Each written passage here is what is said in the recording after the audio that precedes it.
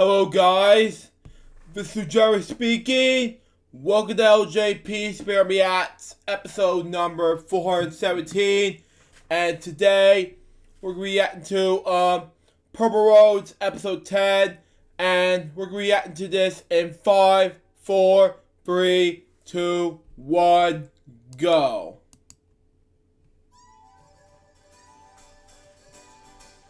I'm Carrie Stinson, and my journey through life has been quite an adventure. For over 20 years, I played Barney the Dinosaur on tour, and 7 seasons of the hugely popular TV show, Barney and Friends. Wow. Now my journey is to bring together friends and guests from all over the entertainment world for inspiring and at times amusing behind-the-scenes conversation. Wow. I'm Carrie Stinson, and this is Purple Roads. Wow. Welcome to Purple Roads. I am so glad you're back with me again. So thankful for our Purple Roads fans. You guys have been amazing. Thank you for the questions. Thanks for sending in who you want to see on Purple Roads. We are working on bringing in a lot of those wonderful guests, and we've got some great guests coming up this month. Wow. We have a wonderful guest today that I think you're going to love, and you're going to love hearing her story.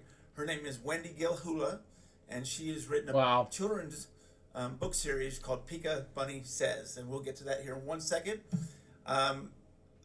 All the Barney fans last week, thank you so much. It was very special to me to have David Voss in. He's just an amazing person, and you got to see that last week. So thank you for that. We'll have some fun Barney people coming up as well. So hold on for that. I want to give some love to our sponsor, Infusion HF 70 Plus. They have been wonderful, and we are so glad they're with us. Wow. So today we have a children's author who has an amazing story of never giving up, and that got her to this wonderful series, and she's doing a lot to help children navigate this difficult world. Her name is Wendy Gilhula, and I'm so glad she's here today. How are you, Wendy? I'm great. Thank you so much for having me. You know, the beautiful thing of social media is that we can have connections with people, and that's how we met. And you sent me a message, and I was just blown away with what you're doing. And I love the book series. There's a lot, the messages that I grew with Barney, you're doing as well, and you're doing it in a little bit different way. So why don't you tell us a little bit about Pika Bunny Says? I will, but I first want to thank you for everything you did for my kids as they grew up. It's, lasting memories and, giggles on. But to answer your question, I write Pika Bunny books, and my umbrella is to help children navigate a difficult world. So my books talk about different things like anxiety with approaching thunderstorm, what is love, which is a really big question, and saying no to bullying, finding the courage to say no to bullying.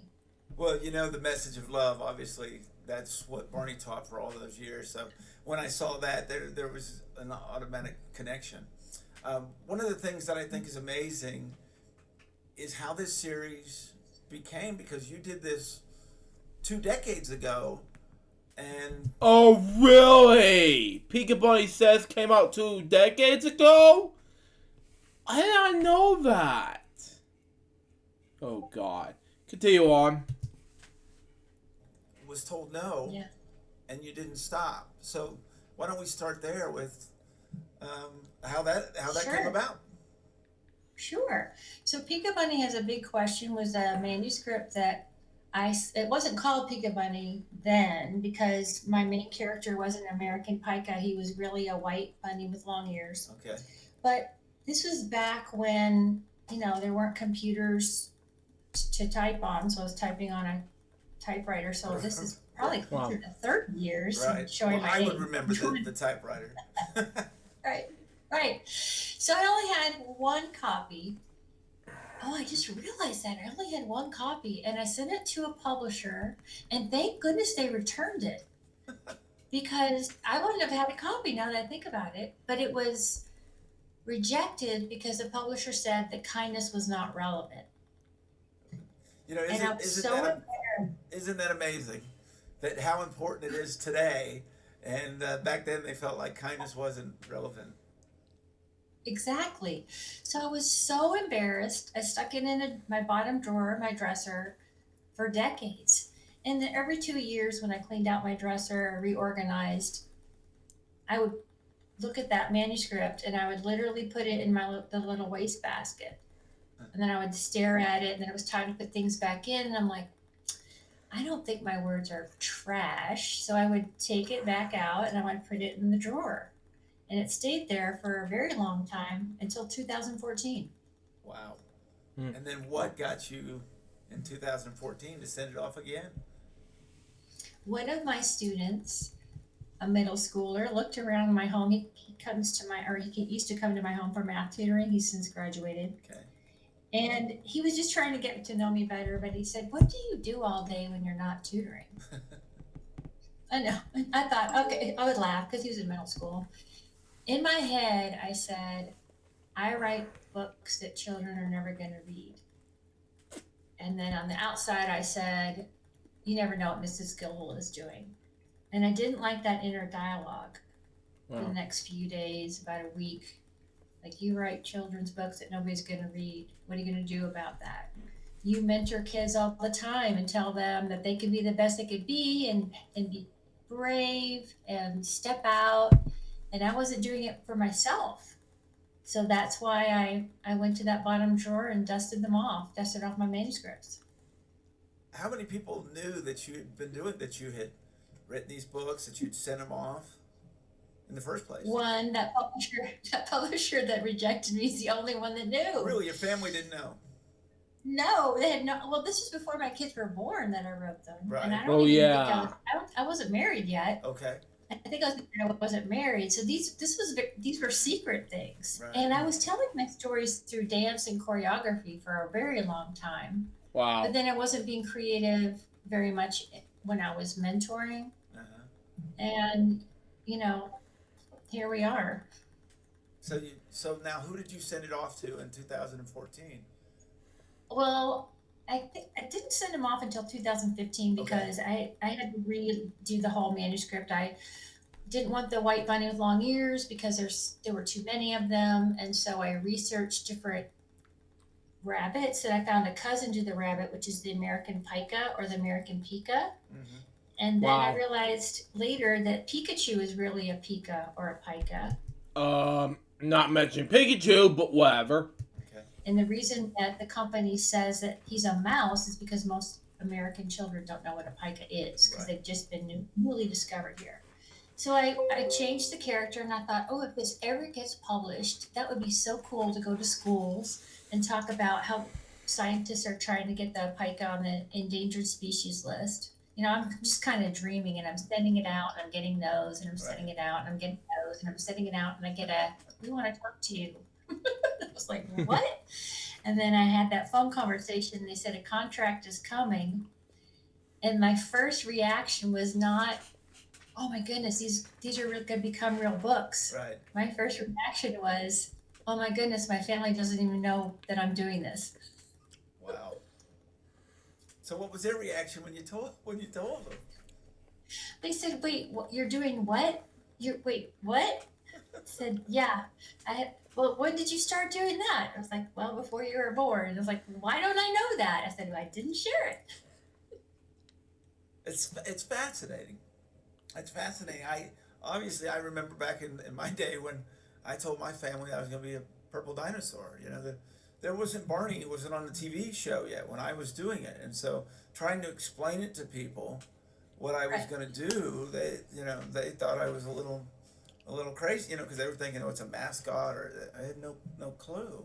And Wow. so, even when I finally did my first big shows, my family and friends showed up. And I'm like, what in the world is happening here? So I can just imagine the reaction, um, when this happened.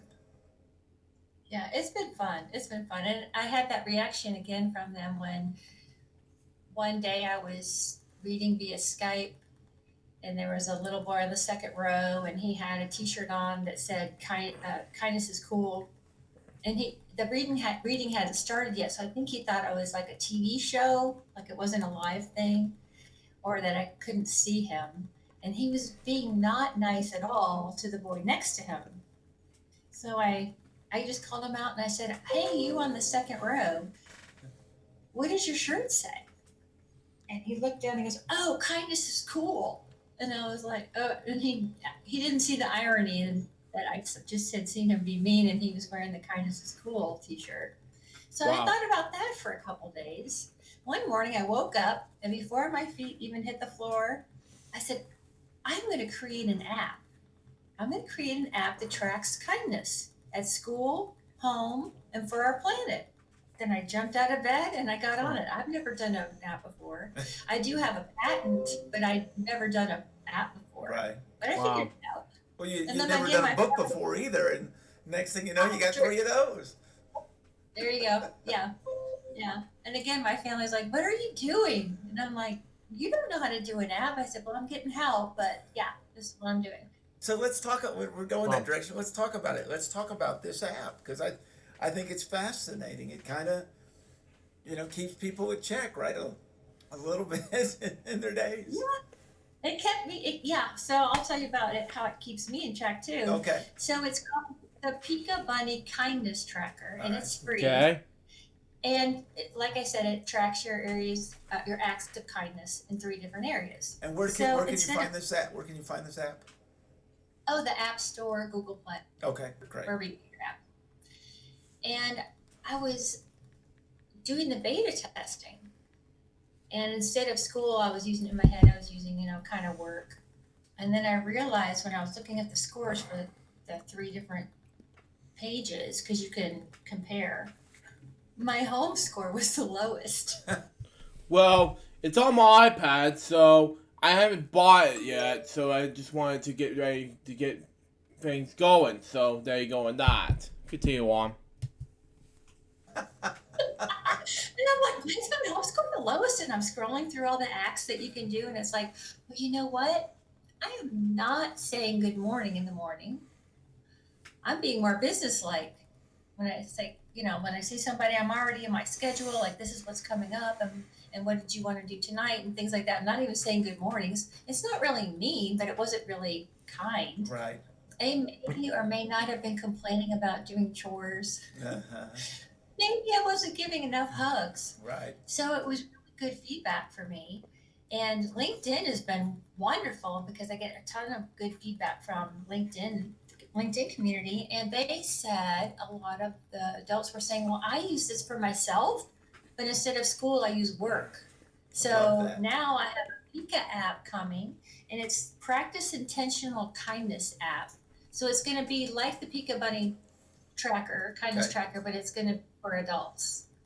I love that because I don't think there's any question in our daily lives. It's amazing how you can change a situation, interaction with someone just from being nice or them being nice to you. Exactly. Exactly. Like if you're not in a hurry to get somewhere and somebody needs to pull out, let them go. Let them go. Right. And then you get, even if they don't wave at you, thank you. You know you were kind. Wow. Well, obviously, I've seen the power of a hug. All those years with Barney, it was absolutely amazing. Yeah. And we talked about the power of the "I Love You" song when we would perform that number, and at the end, when a child would hug their parents, it was an amazing moment. It was very emotional to see that, to see thousands of kids doing that, and obviously it affected me as well. So I think this is a wonderful thing that you've created here. Wow. Thank you. Thank you. So You're let's doing the talk best I about can. let's talk about the books. Let's talk Okay. about the first one, Pika Bunny and the Thunderstorm. What did you? Because I know that one's about anxiety. We've got them right here, Wow. and you've got them in. Yeah. We've got them in 2 different languages, right? Yeah, this one comes in all English. And it also comes in dual language where you'll have English on the top and Spanish on the bottom. Okay, wonderful. Wow. So, This one's oh, go ahead. oh, I'm sorry. I was just going to say. So, why did you pick anxiety as the message in that book? Oh, I'm an anxious little bunny myself. So it was close to home. Oh yeah. They're all close to home. Uh, This book in particular, I wrote this story to myself when I was 6 years old wow. because Well, I was terrified of thunderstorms. Every single part, the wind, the rain, the thunder, the lightning, all of it. So I came up with different reasons why you shouldn't be afraid, or just to Exactly. think of the wind in a different way and think of the thunder in a different way. For example, Pika Bunny hears the thunder rolling and rolling, so he's getting anxious because he knows his thunderstorm is coming. And then Mama just tells him, well, thunder's really a warning for the animals to come home, like a lullaby, just come on home. Wow. And then Pika has to decide whether or not he wants to still be anxious about it. And it's like, when I wrote this, I didn't realize the effect it was going to have, but I've been honored to be able to read at several children's hospitals. And this has been very popular because those kids in the hospital, they have their own thunderstorm, their Wow. own storm that they're dealing with, or a storm that's coming. And, talking about doctors and treatments and all of that, parents have told me that just thinking about the treatments in a different way, like this is how we're going to get healthy. Don't think it as a scary thing, although it's just different and it's going to help us get healthy. And this is what we have to do. This is like the storm we have to go through to get to the other end. yeah, I've experienced a lot of that with the hospitals as well, and such an unbelievable experience, and seeing how the parents deal with it. I think that's wonderful to find a way to help them in such a difficult situation. I thought that getting the books in my hand was going to be the end of the rainbow. I thought, oh, that's it. That's it. When I hold these books, it's going to be it. It was just the starting point. I didn't realize when I would be speaking the effect that it had on everybody and the messages that were coming out of it, and then where that's going. It's just like snowballing in great places. I had no idea, and I feel so honored that kids are loving it. Well, I think we learned this we learned this with Barney all those years. If you're authentic with your message and you believe in your message, um, it's amazing how the kids and the parents will respond, and when they find the place that you're coming from. And I think it's really interesting that part of that book is because you have anxiety as well. I mean, you're kind of helping yourself out through that, and I think that's where the authenticity comes from, and you know what I mean. And so you're helping these kids, but you're also kind of helping yourself as you went through that. Oh yeah, Wow. it's self therapy, that's for sure. And when I'm reading, I have this little U2 symbol that Okay. they can use with their hands. So I'll say, I'll start out with, it takes a lot of courage to write a book about thunderstorms. And then they're like, yeah, you can tell their eyes are like, yeah, it does. And I said, who's afraid of thunderstorms? And a lot of them will hide the U2, like hide it. They don't want anybody to know. Some are like, yeah, I'm afraid of thunderstorms. And I said, yeah, I was too. Sometimes when the lightning is really, really bright, I have to remind my own self of this story. Isn't that interesting too that you say that some of them, a bunch of them agree, but some at different levels? Because Yes. I've seen that as well. I've seen that with children, that some are timid and some are, Yeah. and their response and how you are with them. I think that's really fascinating, and it kind of lets them have a safe place. And I think it really helps that uh, the author feels the same way. Yeah. I'm not above these children. I am with these children. They are my tribe. They are my people. I am part of their people. It's like part of me never grew up. Excuse me? Above these children? Really? Continue on. So I think they sense that right away. Yes. Oh yeah. Even You though I'm old, come on now. Come on they now. told me that. Yeah. And that's fine. It's true. It's true. Well, we're very close in age, and I back in May jumped back in that big purple costume. So, it's really up here, right? It's how you feel, you know. It did. Right, exactly, exactly. Mm-hmm. Yeah, my heart has stayed a child as well. So you went from anxiety, and then Mm-hmm. the next message that you wanted to tackle, which is the one we understand with Barney so much, which is love. Mm-hmm. So Pika Bunny asked Mama what love is. And Mama answers that love is how we act, not how we feel. And giving is the happiest love can be. Wow. And Pika Bunny's not sure what Mama meant. Right. But every time he says, I love you, he feels wiggling and squiggly inside.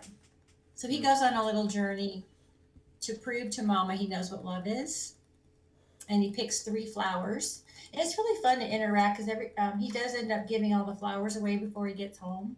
Shh, secret. Yes. Yes. Tell no one. And, pardon? I said, well, tell no one. It's between you and I. I can keep a secret. Yes, I got you. Yeah. So he picks 3 flowers.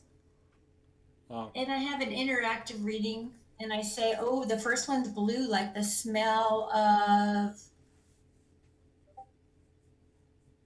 And what do they say? They say Anything they want. uh, And they get excited because I never thought about what blue smells like. And then I say the second's pink, like the taste of.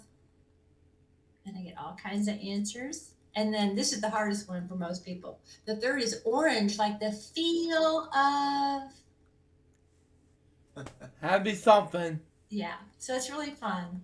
well, I love that because we learn, and we talk about this on the show all the time, imagination and creativity.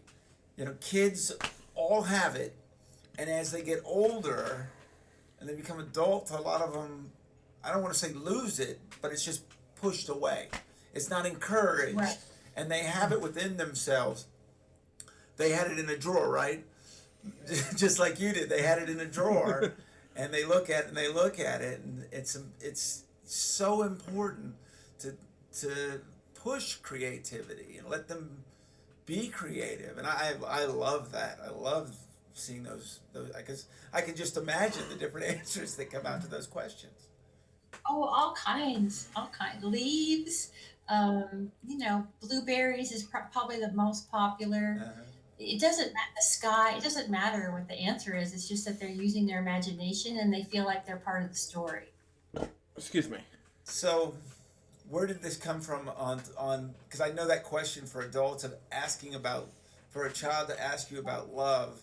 I know that's an emotion that's very difficult to explain and to understand, and obviously there's all types of different aspects of love.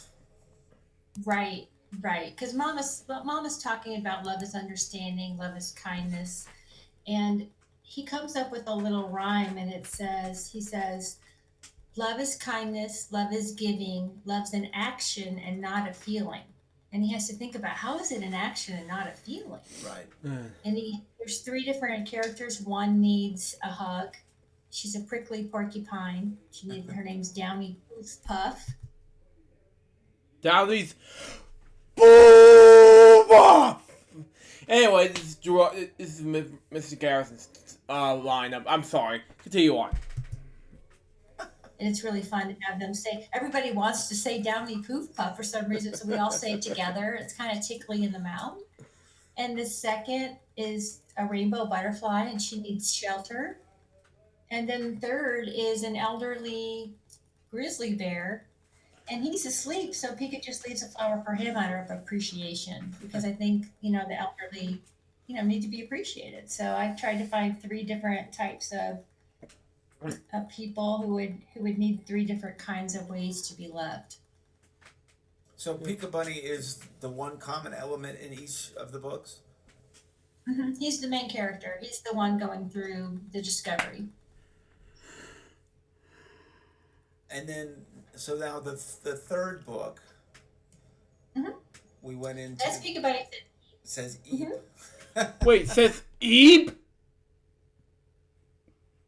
Wait, what the hell's going on here? Continue. Yeah, I can eat. Yeah, how can you not say that and laugh? I And know, so, right? I know. I was. Even though it's a thing. I know. We were talking about that. It's hysterical. And so the message on Pika Bunny says "eep." Well, the American Pike is when I talk about the American Pike, and no matter what book I'm reading, it really says eep when there's a predator in its habitat. So it's warning everybody. It's like saying no. It's Okay. like letting people know that Okay. something's happening. So the other two stories are kind of linear. Right. It goes from like the beginning to end, and you can see where it's probably going. You can kind of guess where it's going. This one took me 2 years to write this. My friend Mary Alice said Pika Bunny needs to have a story about bullying. And I thought, oh my goodness, how do I do that? It's such a huge subject. Nobody even wants to talk about it. So how am I going to make a story about it? So finally, after 6 months, she convinced me to give it a try. So I went to the library and I read all the kids' books I could find on bullying to see what had already been done and to see what I liked about them and how I could make my story different. And many of the stories that I read had the adults solving the problem. And not all the time do we have an adult to help us solve the problem. So that was my starting point. Wow. So the first scene is Pika Bunny's asking old Daniel, what is meanness? Oh Daniel, oh Daniel, oh Daniel, oh Daniel. Continue on. And old Daniel's like, he's waking up from his nap and he's trying to figure out like why Pika Bunny has pine needles sticking out of him and Right. like his meanness. I'm trying to know what is that? I guess to lack of love. Ow. And then Pika Bunny says, "Is that what bullying is?" And before old Daniel can answer, Pika Bunny says, "Thank you." He hops onto another adult, Wow. and he goes to a duck, Mrs. Waddell, because she Mr. Waddell. Yeah, I don't know his name, but anyway. gives swimming lessons, and she has a lot of courage. So he asks her, "How do you find courage?" And she finds that to be an odd question, but Pika Bunny's always asking big questions. So she said, "You have to know why you need courage, and you have to take a deep breath and a hop forward and know that why you're doing it." And before she could ask him why he's even asking, he runs off again. And then we find that he had been collecting this advice from the adults because one of his friends is getting bullied. Wow. So that's the premise. It's an So interesting when No, I'm sorry. It's an interesting subject because we've tackled this one before on Purple Roads. We had Ken Scott on, who turned out to be one of the Teenage Mutant Ninja Turtles, but Wow. he became that because he was bullied in school, and that got Wow. into martial arts and down that path. As I talk about it in the last older decade of LJPCBM, but for the 2010s. And this decade, I was like, oh my god, he was bullied. So, okay, that's just cool enough. Continue on. It seems to be a subject that's very typical for people to talk about, but I think almost all of us have been affected by it at some point. In some way, in school or some aspect, we all had that, whether it was not fitting in or whatever it is, and I know it's very difficult for children because you don't understand why you're being bullied usually. And a lot of times you're just being bullied because they want to bully someone. You've done nothing. So I think it's really interesting that you've decided to go after this this message, and I think it pulls in perfectly with what you're talking about with kindness and love. What's the reaction been to this book? Oh, it's been wonderful. The premise of the book is not Pika Bunny's not getting bullied himself, Okay. but he's witnessing bullying. Sure. So most often when kids are at school and they're getting bullied, there's witnesses. Right. So if one person stands up for somebody, it seems to give more power to the bully. The bully's like, wow, not only am I bullying this person, this I got this person upset too, Right. and the bully feels more powerful. But when Pika Bunny says eep, then the little chameleon that's getting bullied, she says eat for herself, and then everybody watching around says eat, and it totally takes the power away from the bully, and the bully just slinks away. Now there's stories out there which would be great if the bully would just turn around and be your best friend, Right. but that's probably not going to happen. And it's wonderful when it does, but that's not the story I wanted to tell, and it's great if somebody else wanted to, but that's not the story I wanted to tell because I needed to be more realistic of what really happens. Sure. So after I read the story, we actually practice in a safe space. I have one person come up to be the pretend bully, one person to be pretend bullied, and on the count of three, the pretend bully will say something pretend mean. And I'll say 1, 2, 3, and then the bully will say something, and there's silence, just like in real life. Mm-hmm. So I'll say, "Hey, what would Pika Bunny say?" And then you see it on their faces like that. And I said, "We're going to practice again. Ready? 1, 2, 3," and the pretend bully will go, and then you'll hear eat, eat, or no, no, no. And then whoever's the pretend bully will laugh and literally turn their backs to the group. And I said, that's what happens is when you don't have to yell it because we don't want to bully the bully. Right. But if you just say no in numbers, it takes the power away from the bully. And the bully's like, I can't win this.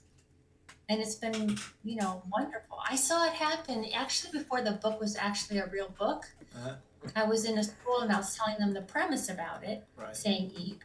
And then I heard some kids talking on the side. So I walked over and there was one little girl and she was sitting in the middle of like two rings of kids and she was looking at me. Her eyes were huge. And then I heard somebody say eep. And I said, oh my goodness, is it working? And the kids had said eep, just smiled and nodded their heads. And I was like, oh my gosh, this really is going to work. This is working already. And it's not even in book form yet. Yeah. So it's been amazing. So you've had stories of children that have, since the book came out, they've used it? Yeah, yes. And then when I'm reading, they already kind of knew the story, but then they said, some of them who weren't ready to say eep yet, because you don't have to say eep or no. It's just if you want to stand up. And some in the back said, well, what if they don't know what eep means? Right. And I said, well, if you... Let me check it on the dictionary and see what's going on with the word eep.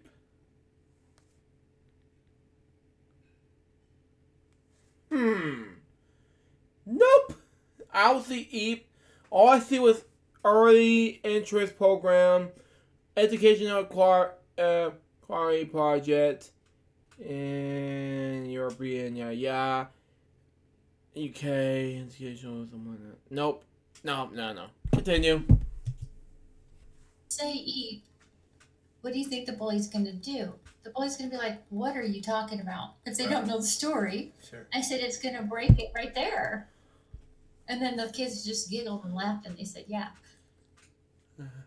That's wonderful. That's wonderful. I love that. So now you've got the 3 books out and you've been traveling, and you've also been doing Skype versions of reading these books to kids. Yes. What's that experience been like for you? Well, I have over 300,000 Skype miles, so Wow. I've read in classrooms in over 13 countries, and Wow. I read in person in 3 different countries, Wow. and then of course all over the United States and many children's hospitals. Yeah, in fact, I'm going to be in a children's hospital in March, and it's one of my favorite visits because if I could just get their minds off the masks and the tubes and all. Hold on. Thanks, oink oinks. You're welcome, Dudu. Cameo appearance by my mom, ladies and gentlemen. Hi. Anyway, I'll just continue on where we left off, shall we? So we got... For minutes, just for 5 little minutes, see them smile and not think about what they're going through. It's just very rewarding. Well, I did that for 20 years, and it changed my life. Um, you know, I've told stories before on this show and other shows about it. And people are like, it's so sad. I'm like, I never saw sadness. I Right. never saw sadness in a hospital. The parents were so thankful. The kids just saw their friend Barney. They didn't know what was going on, and what I got out of it, seeing the courage of those children, seeing the love, it's just such an amazing experience. So I can just imagine for you, getting the privilege to do this has been amazing. How many hospitals have you traveled to? I've been to the one in Boston. I think this will be my fourth time. Um, Atlanta, Washington D.C., Cincinnati a few times, and I know I'm missing another one. I can't think of it right now, but I get to go more than once, so it's great. Whenever I'm in that area, we're gonna be traveling through the area. I'm like, oh, can I please come back? And they're like, yes, come on. They give me a time, and I'm there. That's awesome. So where do you plan to take Pika Bunny? Because I have a feeling Well, three books is just a start for you. right. So I have two other manuscripts for the learning series. I have a manuscript out for a chapter book because my little, or not my, well, I want to say my little fans, Pika Bunny's little fans have asked for chapter books so they could grow up with Pika Bunny. So my chapter book is out to agents and 9 story. So I'm sorry. So If I get a no, I get what is a chapter story? chapter book. Chapter book? It's the smaller, thicker books. Oh, And it okay. has 6,000, where these have about 1,000, 1,200 words. Oh, okay. Or 1,200. These kind of remind me of Harry Potter to me. So, and let me sneak in Lord of the Rings. But anyway, let's continue on. Yeah, it's a different format with the books. And I have Pika Bunny and Friends is my series for when Pika Bunny is growing up. My first manuscript is called The Christmas List. And Wow. it's 4 o'clock on Christmas Eve. And Pika Bunny needs to turn in his Christmas list to his mama by 6 o'clock before the tree trimming party, because he knows Santa's coming. He's going to bring some gifts, and that's all he's talking about are those gifts. And he sticks his little list in his pocket, and his friends get so upset. They're like, "You talk about gifts too much." And then he goes to his pocket, and he realizes he doesn't have any pockets.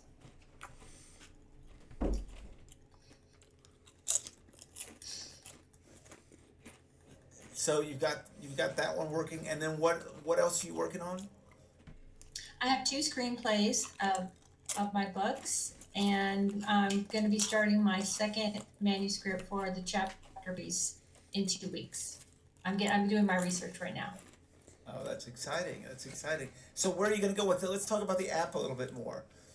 As Okay. I'm very fascinated by that. I'm fascinated by kids and now adults trying this app out.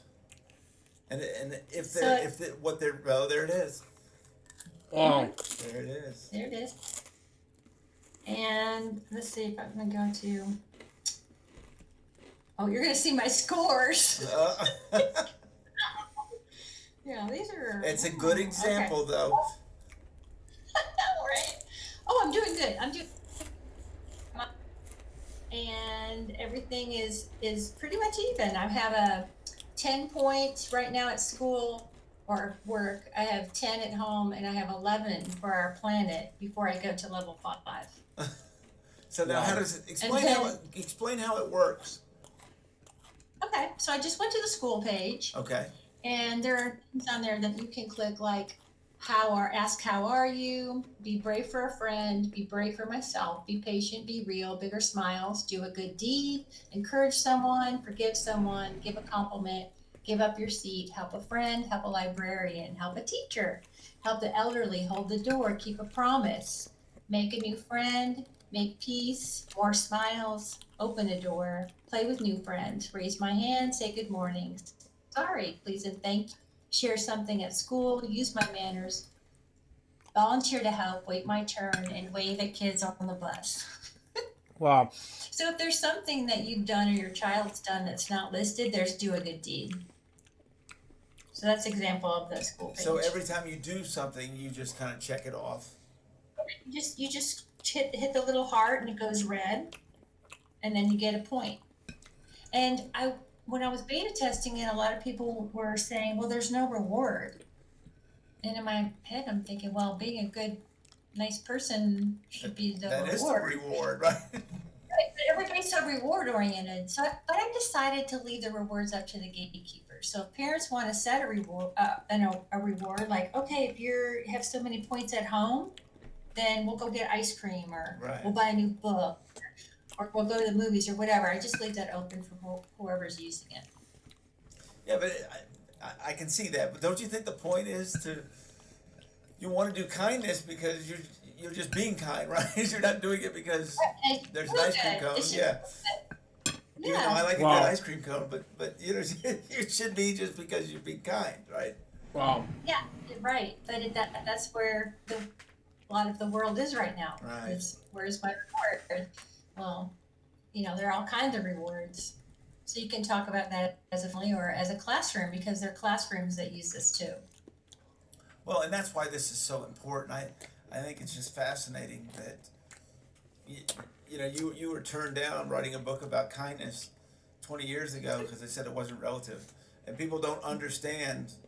What Barney was doing all about love, people didn't get it.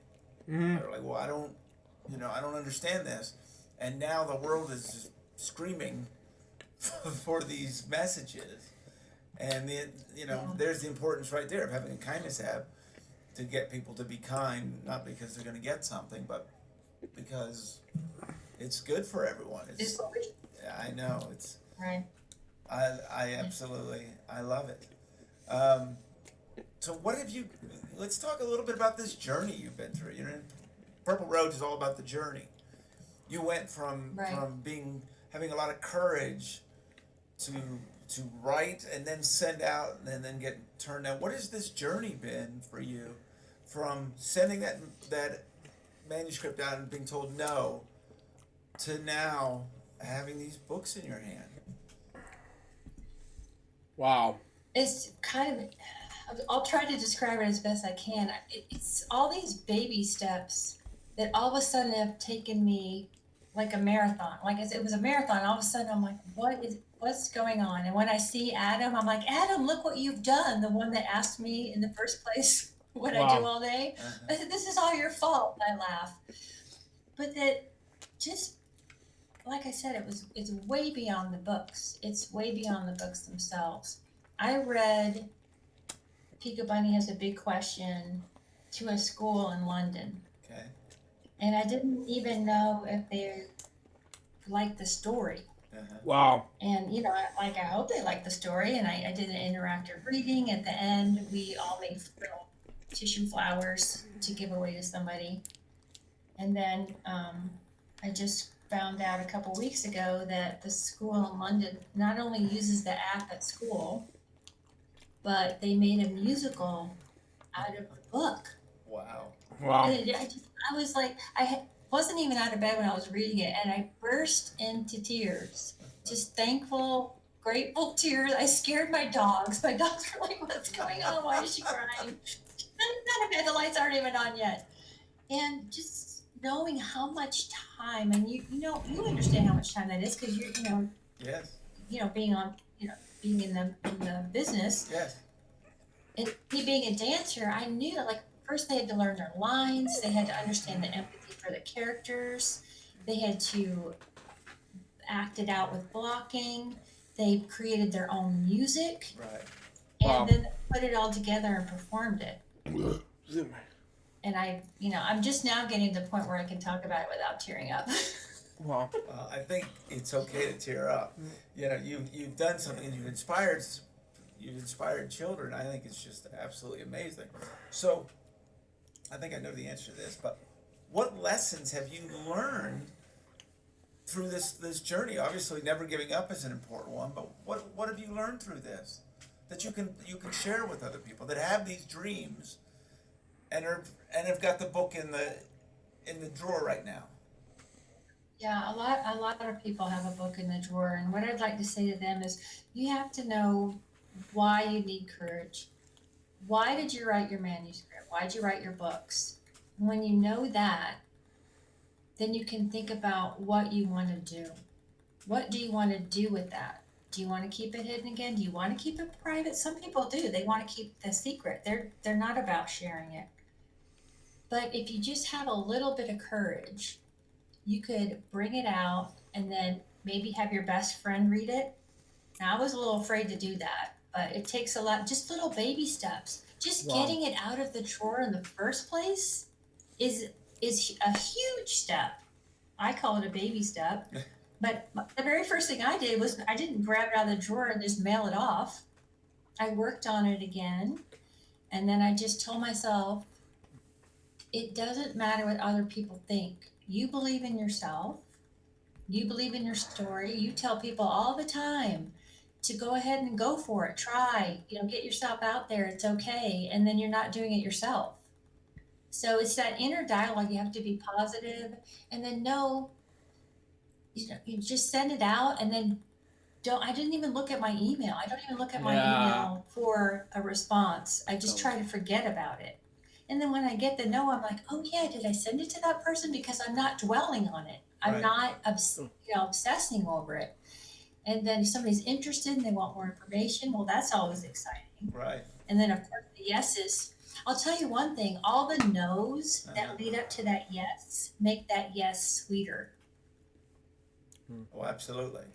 I was told Yeah. no so many times it's not even funny. So I know exactly. You what get you're used talking to it. about. You do get used to it. I think it's very difficult for people that get into the creative world to understand that's part of the world. In the creative world, Right. you're going to be told no. I mean, it's just gonna happen. And it's really how you respond to it. Right. And then when I was in dance, we would like have little critiques before our pieces would be on stage. Times some people weren't really nice about how they were giving criticism, and other people were giving it out of a place of love. Right. And you think, oh, I worked so hard. This is my art is it. Everybody's gonna love it. And then somebody will say, I think you can do more with it. Then you have to be open and go, can I do more with it? And then you ask questions like, in what way? Like, how do you think I can make it better? Where do you think it's lacking? And then you also ask them where they think you did a good job. And then you have to think about, well, does that make sense to my story? And then you can make your story so much better by just forgetting your ego and just listening to what other people have to say. You don't have to apply everything they say. But what if there's a nugget there that, wow, you would have missed out on, and now your piece is going to be so much better, or your story. Oh, absolutely. Yeah, it's fascinating because I just don't think you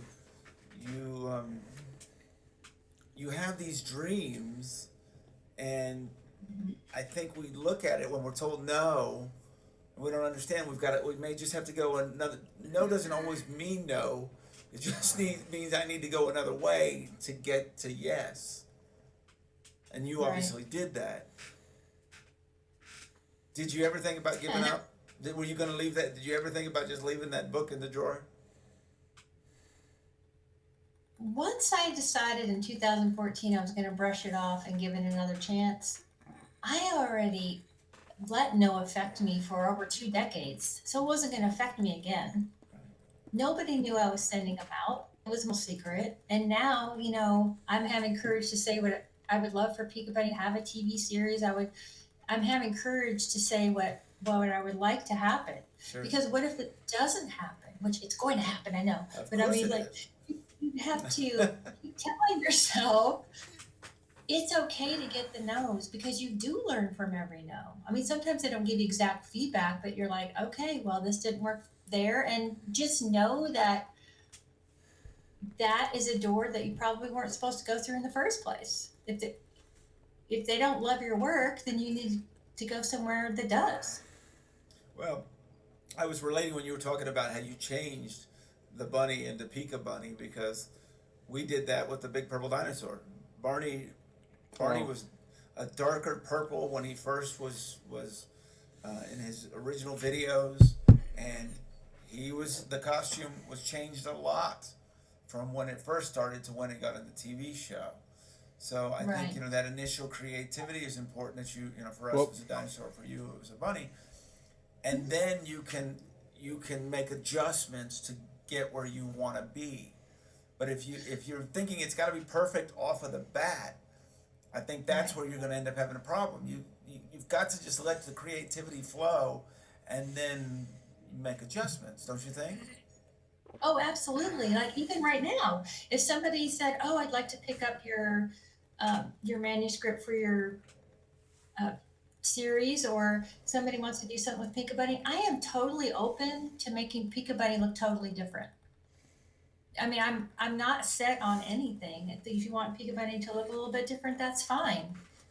You have to be open and let things be organic. And but if they do something, like I wouldn't ever want Pika Bunny to hold like a gun or Well, something. right, Like I would be, well, so like all of a sudden you're like, what is that cartoon doing? And I wouldn't want Pika Bunny to do anything like that. I would be protective about that, sure, but I'm not protective about the way he looks sure. or the way he could look. That's Well, fine with me. we went through that. Well, Barney went through that because we never entertained adults, and a lot of parents didn't get that. That we were just entertaining and educating children. We never changed that. We were a show from Texas, and we kind of did it a little bit different, and we never changed the core values of it. And I think that's what's important. What you're talking about is that you're sticking to those core values. Right, exactly. And if it's not something that I would do, as far as like, I would like I would like to be treated like I treat other people or vice versa. That's what Pika Bunny is about, is just treating each other with respect. And that to me is the major core value in all the books. So we're kind of hitting this at the near the end instead of at the beginning. But I do want to talk about what was we talked about this earlier. What was your inspiration as a kid? What did you love as a kid that got you to doing this? Oh, I love Mr. Rogers. wow. Same here with me. So is Barney to a big company couch to Sarah. Continue on. I love Mr. Rogers. He was talking to me. He was talking to me right when I needed someone, an adult, to say that they understood me and I was okay the way I was. And when sometimes I feel angry, and what does that feel like? And anger would scare me. Like, why do I feel this inside? But Mr. Rogers always knew, and he could explain it to me. Romper Room was wonderful. When she held up, Wow. Well, while I was living with the romper room, it was I can't remember, Miss K from WTOC. Yeah, just probably continue on. that mirror at the end, and I would just, oh, please say my name, please say Wendy, please say Wendy. And then she'd call some of my friends' names, and I'd be excited. Oh, she saw Jennifer, or she saw whoever, David or Mike or whatever the names were. I would be very excited that she saw my friends. So I thought she was talking to me, and that left a lasting impression.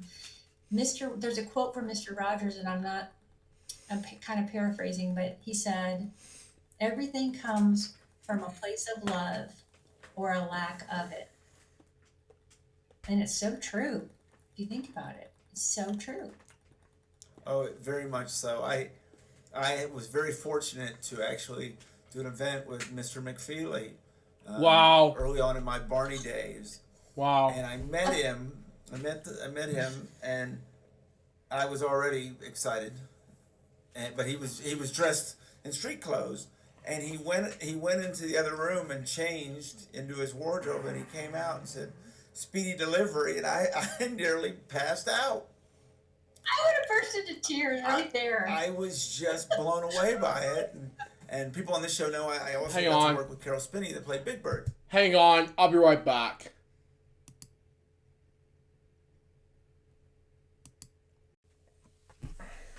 Okay, sorry about that, everyone. I just came back from getting my clothes changed, and all of a sudden I think I took some diarrhea issues from what just happened next. But anyway, let's just continue the last minutes of Purple Roads episode 10. Continue in 5, 4, 3, 2, 1, go.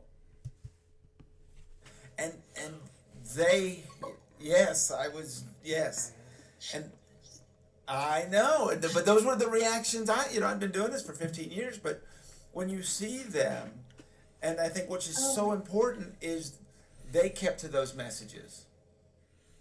Mr. McFeely and Carol Wow. believed in what they were doing, believed in those messages, and they weren't just an actor. They were living the message that they were out there. I don't know if I want to say preaching, but just the message they were getting out there. And obviously, you're doing that, which I just think is so inspiring. Wow. Well, thank you. I didn't intend it. It just became larger than I'd ever had dreamt. I mean, yeah, when you said Big Bird, I got a little tear. Like, Big Bird, he was like, I knew that if I could ever be under Big Bird's wing, I would just... Wow, the Carol Spade, like Carol Spade, that is. And the whole entire Big Bird community for the Sesame Street shows. But anyway, that's going to be another story. Continue on. Feels so safe. It's just like... And Big Bird's so innocent and tries and, fails sometimes and then tries again. Wow. And just those characters, you just get in your heart and they stay in there. Oh, absolutely. Absolutely. But I think it's important that that message has to be carried on. Wow. And I see you doing it. And the funny thing is, I think this is probably, you just said, bigger than you thought it would be, but it's obvious that you are ready for this. You're ready for where it's going. You're out creating apps and manuscripts and all kinds. Goodness gracious. I think we're going to see Pika Buddy everywhere before too long. Oh. I don't know. I just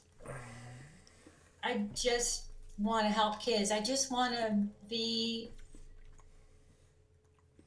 like, I can't be Mr. Rogers, obviously. Yes. Plays Mr. Rogers, but if I could just, like, so when I read on Skype, I love it when the kids come to the computer, come to the camera and ask me a question. And so when they come up to the camera, I say hi before they say anything, and they say hi.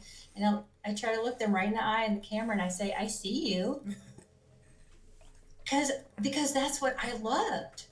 And I know how important that is. And they would just look at me like, you can see me? And I'm like, yes, I can see you. What is your big question? And then, it's just them and me for a second. It's wonderful. It's an amazing experience. I got to feel that with Barney a lot of times, and it's an incredible experience.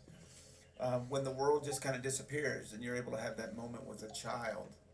And, what I learned is that a lot of times it looks like I'm teaching them something, but a lot of times they're actually teaching you something. Yeah, I just I hope they got, I feel like I'm the one that's getting blessed. I hope I'm blessing them as well. But yeah, it's very rewarding in ways that I never dreamt of. Because when I was writing, I was just at the point where I just wanted it to be in book form. Like, I wanted it to be a real book. Didn't think about where it was going to go from there. Right. Wow.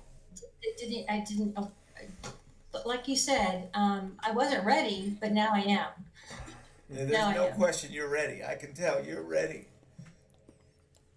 So thank you so much for being on today.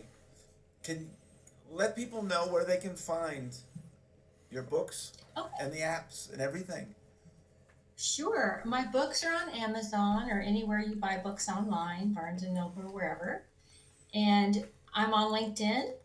I'm on Instagram as at Pika Bunny Says. And then I have a website, wendygilhula.com. Wow. So yeah, we'd love for you to reach out and connect. And you did this earlier, so show me how you pronounce your name. Gilhula. Gil like a fish. I say hula like the dance. Gilhula. Okay, that's fine. I love it. I love it. We will also have all the links to your social media and where to find the books on the end of this program. Congratulations on all your success, and just keep getting that message out. I think it's beautiful, and I'm so thrilled that you were on the show today. Well, thank you. Thank you from me and my family and everything that you've provided for us over the years, and it means a lot. Thank you. Well, it was a pleasure. Thank you so much to all of the Purple Roads fans. Remember to keep your eyes, ears, and your heart open, and you'll find your Purple Road. I love you, and we'll see you next week.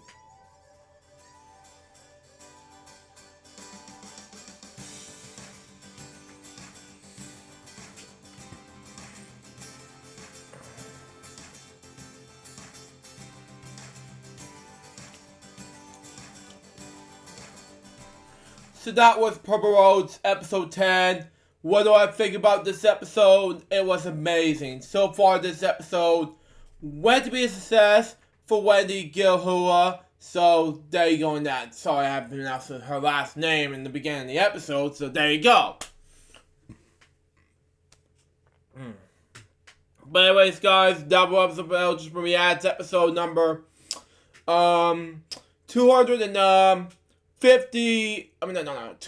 it's 417. Excuse me. It's like, again, I say it wrong, but I'll say it again. But anyway. Hope you enjoy it. Stay tuned for the next one, which is going to be Purple Roads episode 11. Now, before we go, I would like to say this, okay? It's the closing in this video will not be the closing theme song, okay? Called Life Given by Marshall Brown. And this time we're going to do something a little bit different, okay? I just think about this in my head, okay? Think about tag teams, pig power in the house. So, if you watch this, Carrie, I'm sorry, but this is going to be a joke. I'm sorry. But anyway, until next time, this is New Jersey. Goodbye, peace out, baby. We get more react episodes of you guys very soon. Till then, Jefferson out. See ya. Hero Pig outsold the competition 100 to 1. I demand a retest. Sorry, Sipes. The public has spoken. We'll sign Gordy to a lifetime contract. From now on, I'll supervise Gordy's publicity build-up personally. We found our new image, ladies and gentlemen. From now on, Hero Pig Brains is us.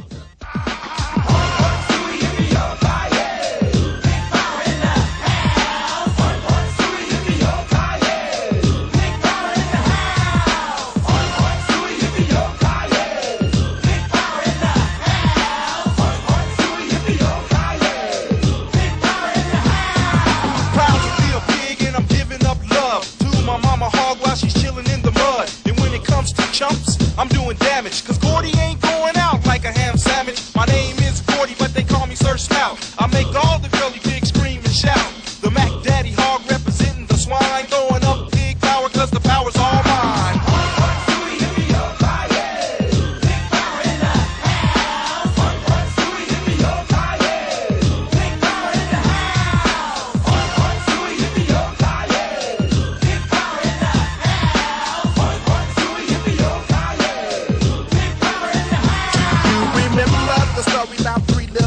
But compared to my crew, they were nothing but kids. The big bad wolf tried to get rude, but he couldn't even hang with the swines with attitude.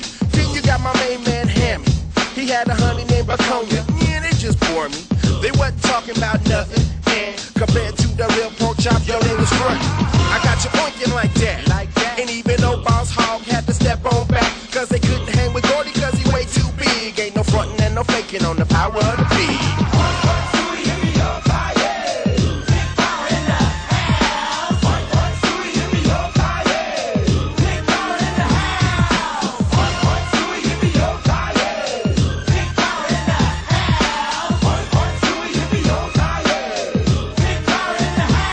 Well, here we go, y'all. We're gonna finish up the story. I'm on the microphone with my main man, Gordy. You just heard a story about a famous baby hog. Not to be treated like a played out dog. You see, Gordy ain't the kind to be frontin' and a faking. Cause ain't no way you can hang with the bacon.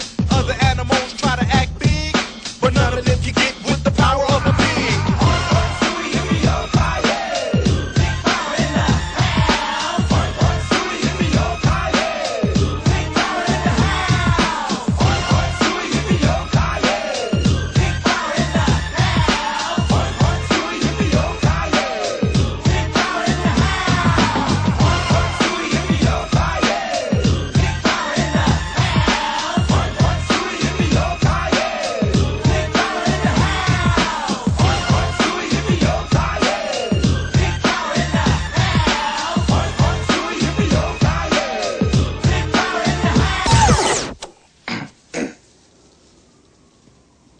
Sickening. Hero Pig label puts out one CD and it goes platinum? How do you account for it? He's lovable. He gives people hope. If a pig can make it, anyone can.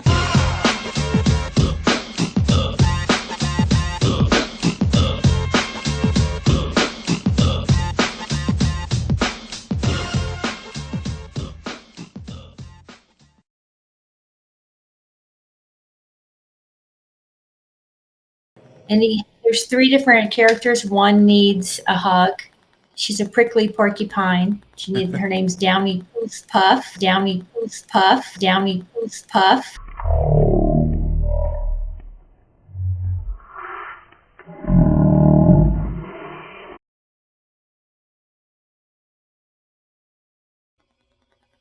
And then, so now the third book, we went into. That's Peekabody